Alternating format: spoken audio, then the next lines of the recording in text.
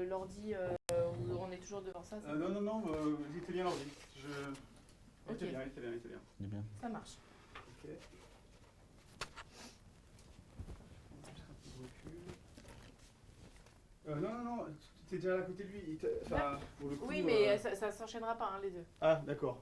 Donc, idéalement, juste on s'assoit et puis je peux vous montrer quand même. Ah oui, Là si qui tu me veux. fracasse, tu vois. Ça vous dérange veux. pas? Non. Vous ouvrez là, Ok. pardon. Attends, je vais mettre. Mettez ce que vous voulez, voilà. Je vais éteindre peut-être. Hop. Ou vous éteignez, comme vous préférez. Hey. C'est bon? C'est à toi. Alors quand même, il y a quelque chose qui me tracasse, c'est cet article-là. Le sida et d'autres virus ont bien été créés en laboratoire par les États-Unis dans un but génocidaire. Et en fait, à l'intérieur, il est question des recherches d'un monsieur qui s'appelle Dr Boyd Graves. Mhm. Et lui, en fait, pour lui, c'est ça la preuve. La preuve que le sida a été créé en laboratoire aux États-Unis. Oui, alors ça fait partie effectivement des différentes études complotistes, théories complotistes. C'est pas le seul. Il y en a d'autres qui considèrent que ça a été créé par la CIA. Il y en a d'autres qui disent que c'est le KGB. Enfin, en fonction de ses opinions et de son vécu, on a différents. Concernant cette histoire, c'est de la pseudoscience, puisque encore une fois, ce qu'on a montré, c'est que tous les rétrovirus, tous les petits singes sont infectés par leur propre rétrovirus. Donc encore une fois, c'est impossible que cette théorie très fumeuse puisse avoir été mise en place pour infecter toutes les espèces de petits singes et tous les chimpanzés et tous les gorilles. C'est absolument impossible que c'était fait en 70. En plus, en 70, on s'aperçoit que le virus existait déjà. La preuve, la biopsie cutanée, la preuve, les observés. Donc on a des preuves objectives, même en dehors de calculs mathématiques qu'on peut remettre en cause pour des raisons XY, alors qu'ils sont vraiment très probants. Il y a des éléments purement objectifs qui nous disent qu'avant 70, le virus circulait en Afrique. Donc c'est vraiment aller à l'encontre d'une évidence.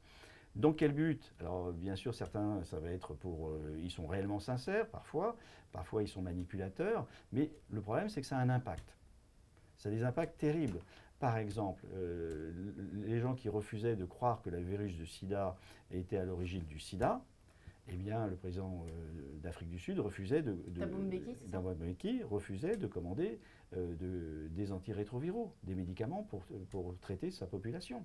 Il a fallu que les Ça a occasionné combien de morts, ça? c'est très difficile à évaluer, mais il a fallu que les activistes, ACT UP, AIDE, etc., qu'il y ait des menaces internationales pour qu'ils arrêtent de dire de telles aberrations, parce que, encore une fois, on remettait même en cause que le HIV soit la cause du sida.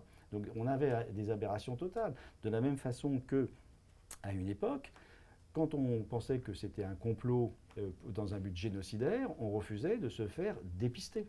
On ne voulait pas rentrer dans la théorie du complot. Vous avez rencontré des gens qui refusaient de se faire dépister parce qu'ils pensaient que le sida avait été créé. Et quand on demandait à faire du dépistage, etc., ceux qui refusaient ça comme prétexte, ça cachait peut-être le peur de ne pas savoir, mais c'est... Et moi, on va refaire ça. Quand tu peux reposer la question? Vous-même, vous travaillez sur le virus du sida depuis 30 ans. Dès le début, il y avait cette théorie du complot? Non, c'est apparu, oui et non. Moi, je les ai moins ressentis, puisque j'étais sur le terrain, sur l'Afrique, donc on était vraiment au cœur de la problématique. Donc ça paraissait, on est sur une autre planète, si vous voulez. C'est plutôt des fantasmes intellectuels. C'est plus quand l'épidémie a commencé à être bien installée, qu'on a vu qu'elle était devenue mondiale, qu'à ce moment-là, il y a eu cette idée que finalement, ça a été mis dans un but génocidaire. Et donc, comme je disais, la CIA, le KGB, il y avait plein de choses totalement alternatives pour expliquer l'inexplicable. Avec les conséquences qu'on sait, entre ceux qui refusaient de croire que le HIV c'était la cause du sida, qui refusaient de commander des antirétroviraux, comme le président d'Afrique du Sud, donc une forme d'assassinat des populations. Il fallait que les activistes s'en mêlent, heureusement qu'ils étaient là, pour faire plier un petit peu ce président. Et puis, également, sur un plan individuel, il y a un certain nombre de personnes qui vont prendre prétexte de ça, ou même qui sont réellement sincères. Je refuse de me dépister, ça a été prouvé, en disant je ne veux pas rentrer dans la théorie du complot. Et j'ai été moi-même confronté à des gens qui disaient attends, tu me dépistes, je ne vais pas rentrer, on sait très bien que c'est un truc de blanc, voilà, le sida, c'est un syndrome imaginaire fait pour décourager de l'amour, etc. Il y avait toute cette notion que même le sida n'existait pas, que c'était une opération marketing du Nord, vous voyez, et pour stigmatiser l'Afrique. Donc ce que vous voulez dire, c'est qu'en fait, ça peut paraître un peu amusant. Enfin, Bah, entre guillemets, pour quelqu'un qui... Non, mais... Voilà, c'est quelque chose qui, à la limite, serait du domaine du folklore, si ce n'était pas dramatiquement dangereux pour les populations. Et c'est là où il faut se battre contre ces théories loufoques. Ce n'est pas seulement que c'est intellectuellement n'importe quoi, à la limite, on s'en fout, ce sont les conséquences que ça a.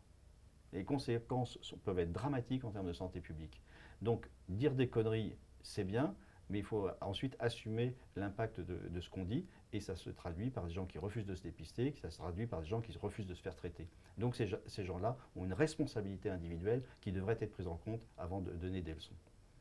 Vous avez rencontré ces gens-là, des gens qui... Non, Tu peux reposer la question, s'il te plaît, Aude? Ouais, vous avez rencontré des gens qui vous disent oui, ce truc-là, ça a été créé en laboratoire, donc je ne me dépiste pas, donc je me... Alors oui, des gens qui ont subi ces théories, c'est-à-dire qui y adhèrent, parce qu'effectivement, quand ça va sur les réseaux sociaux, c'est tellement présenté d'une façon probante, etc. Et puis notre discours scientifique est parfois trop complexe, et on n'arrive pas à comprendre qu'est-ce qu'on veut dire, etc. Puis il y a toujours cet a priori de l'académique qui est vendu, etc. Donc oui, il y a des gens qui vont dire je ne vais pas me faire dépister parce que je ne veux pas rentrer dans la théorie du complot, je ne veux pas rentrer dans le complot, on sait que c'est une grande magouille internationale, que ça n'existe pas, etc.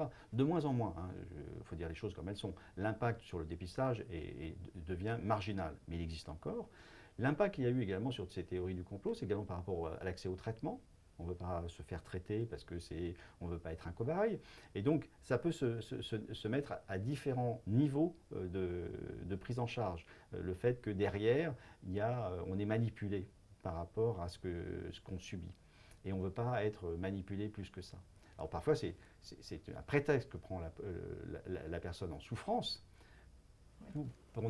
parce qu'elle a du mal à accepter sa souffrance, d'avoir cet échappatoire qu'on lui apporte sur un plateau en disant « mon pauvre, regarde derrière, c'est la CIA qui veut te tuer, etc. » Donc ça va dans un sens, sur un terreau favorable de souffrance.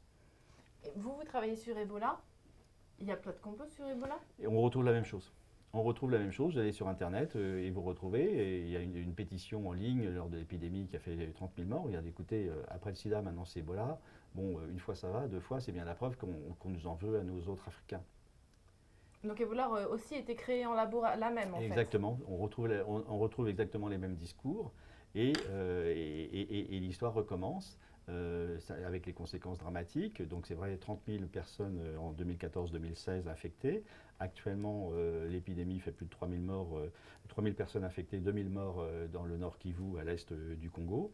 Et vous allez sur les sites complotistes, vous allez retrouver la même histoire que c'est fait dans un but génocidaire. D'accord. Oui. Et ça ne vous fatigue pas, vous? Nous, on a la tête dans le guidon pour essayer d'apporter quelque chose. Donc, mais que votre travail, quelque part, soit, vous voyez... En fait, ça reste marginal, mais ça prend une ampleur invraisemblable grâce aux réseaux sociaux. Et donc, c'est ça la problématique qui n'est pas propre à ces théories complotistes, c'est que c'est quelque chose qui restait de l'anecdote, devient quelque chose qui est pris pour argent comptant, on l'a vu sur le dernier sondage, alors que ça ne repose sur rien, et après c'est entretenu qu'on nous cache quelque chose, etc. Et ça s'inscrit dans une logique globale de défiance par rapport à l'institutionnel, à l'académique, etc. Donc on a notre part de responsabilité parce qu'on ne sait peut-être pas bien communiquer sur les résultats de la recherche, mais en même temps, il faut savoir que ça a une conséquence individuelle qui n'est pas négligeable.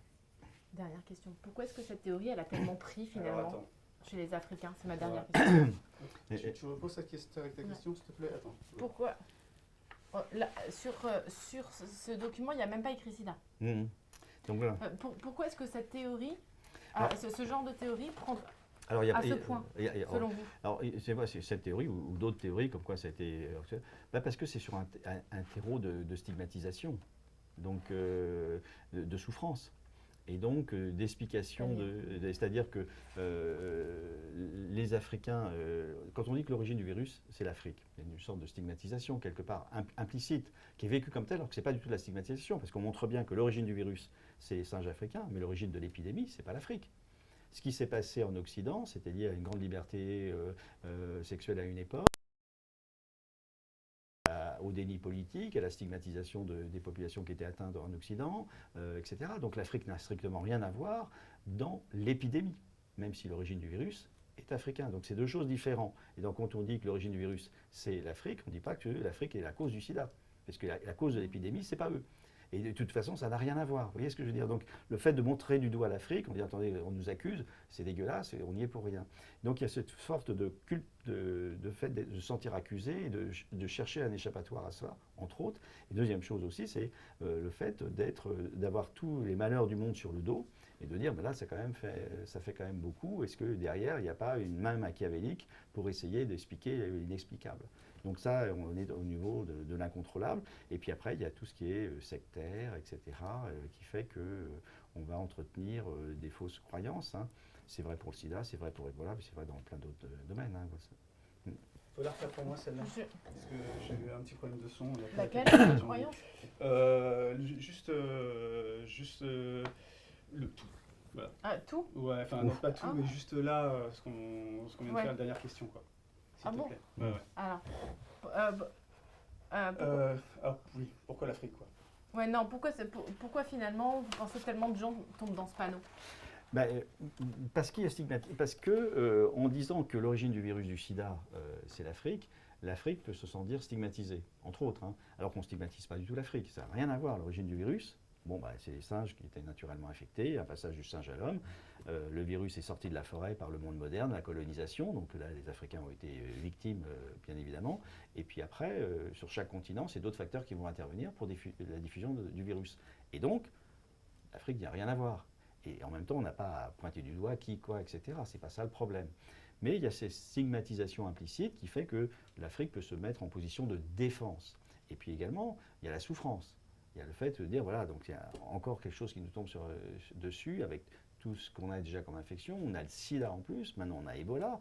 Bon, il y a peut-être une main machiavélique derrière. Puis après, il y a l'exploitation de la souffrance, de la crainte et du pseudo. Le problème, c'est le pseudo-scientifique. C'est typiquement de la pseudo-science qui a l'air d'être tellement sophistiquée avec un schéma, un machin, etc., où on est en train de nous parler de quelque chose qui n'a strictement rien à voir avec la problématique et qui occulte les éléments qu'on n'a pas envie de voir. Vous connaissez ça? Ah oui, ça fait partie des choses qu'on a vues passer. Donc le spécial virus cancer, mais ça c'est sur l'origine, oui, parce que il y en a d'autres qui sont sur des virus chimères faits par la CIA. Et à côté de ces théories du complot, ça c'est la théorie du complot sur l'origine du virus, vous avez d'autres théories qui sont sur l'origine de la diffusion du virus. Par exemple, le vaccin contre la polio. Oui. Donc ça, c'était un truc qui a été vachement bien fait, parce qu'avec un gros livre, c'était un livre à charge, certes, avec un film qui a été très très bien fait, mais ce n'était qu'à charge, avec des arguments qu'on a très facilement démentis dans un deuxième temps, mais ça a eu un impact très important en disant, ouais, c'est la médecine coloniale qui est à l'origine de la diffusion du virus. C'est totalement faux, parce que le vaccin polio par voie orale, si on avait donné ce vaccin polio, on aurait ce qu'on avait appelé dans notre jargon un effet cohorte, c'est-à-dire qu'on aurait contaminé tous les enfants d'une tranche d'âge, et tous les enfants auraient fait la maladie en même temps. Donc voilà, ce qui n'était pas le cas, ne serait-ce que ça. Et en plus, le vaccin polio, ça a été prouvé, n'a pas été pris du tout à partir de cellules de singes, de chimpanzés. Donc il n'y avait pas de raison que ça soit contaminé, etc. Donc il y a plein d'éléments qui nous disent que cette théorie est totalement absurde. Mais ça a eu un grand succès. Parce qu'effectivement, comment expliquer, alors qu'on l'explique simplement par, malheureusement, le changement de mode de vie, l'urbanisation, etc. Mais ça, vous connaissiez juste? Oui, parce que ça fait partie des théories qui circulent. Ce n'est pas la seule. C'est l'une. Vous savez ce que c'est le document? Vous l'avez pris où C'est un document, c'est un monsieur qui s'appelle Boyd Graves et qui a sorti ça du spécial virus cancer programme. En fait, c'était un programme de lutte contre le cancer aux États-Unis. Exactement. Donc effectivement, où on est dans un domaine qui n'a strictement rien à voir, parce que, alors ils mélangent les choses, parce qu'effectivement au début le HTLV, qui était le premier rétrovirus trouvé par Gallo, c'était un virus qui donnait un cancer, et le HIV n'a jamais donné, n'est pas un virus anticancéreux, ça n'a strictement rien à voir. Et encore une fois, le fait qu'on trouve dans le monde animal beaucoup de SIV, HIV, donc simiens et à l'origine humaine et d'autres qui ne sont pas passés chez l'homme, ça va totalement à l'encontre d'une théorie de virus chimère fait en laboratoire dans le cadre de la recherche contre le cancer. Et puis encore une fois, vous voyez la date, 72, et nos biopsies de tout à l'heure, c'est 60, les premiers sérums positifs, c'est 60, l'origine de la diversification du virus dans la population, c'est les années 1920. Donc tout ça, c'est... Voilà, donc ce sont des théories qui ne tiennent pas scientifiquement. D'ailleurs, ils ne viennent jamais discuter avec la communauté scientifique. Ils sont dans leur logique un peu parano.